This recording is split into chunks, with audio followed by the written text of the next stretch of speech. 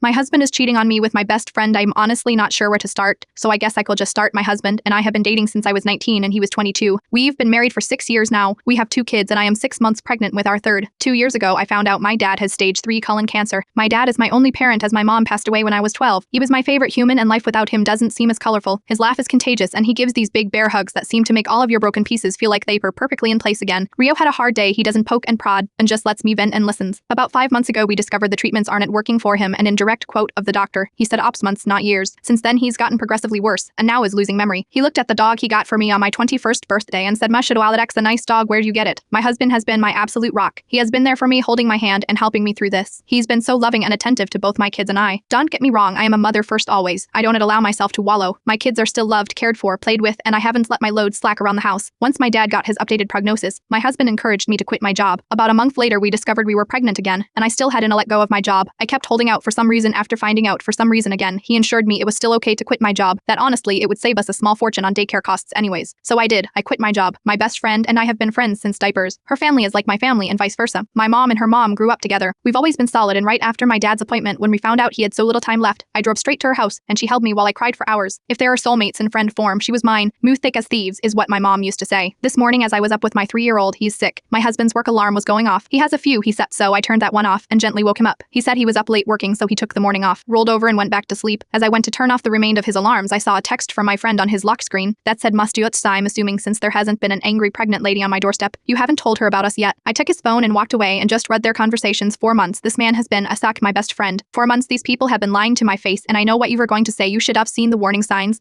but I've been clutching this phone in my hand for 2 hours and nothing. He has been so loving and attentive to me, but he always has been so kind and gentle. There has been no late night work nights except her once in a blue moon. There has been no lingering touches between them or even glances. They act as they have since the day I first introduced them. How sick is it that she calls him her brother, but she screws him? I know so many people get a moment of clarity in situations like this, but I have none. Tying off me from being sad about my dad, I haven't changed. I am still a loving wife and mother. I still doted on him and my children. I talk to him about how he is doing and how was his day every freaking day. I haven't allowed the ground to swallow me whole. I know what I have to do now, but I just don't want to. I'm about to lose my family and my support system in one blow. I will confront him tomorrow. Today I just need this last 24 hours of peace. As for her, I won't give her the satisfaction of a response. I don't care why she did it. She did it and it's done. I was always the friend who cleaned up her messes. After today, I will cut her out of my life like she never mattered at all. This has to be the hardest storm I will ever weather, but damn it, I know it. Sail through it. If not for me, for my children.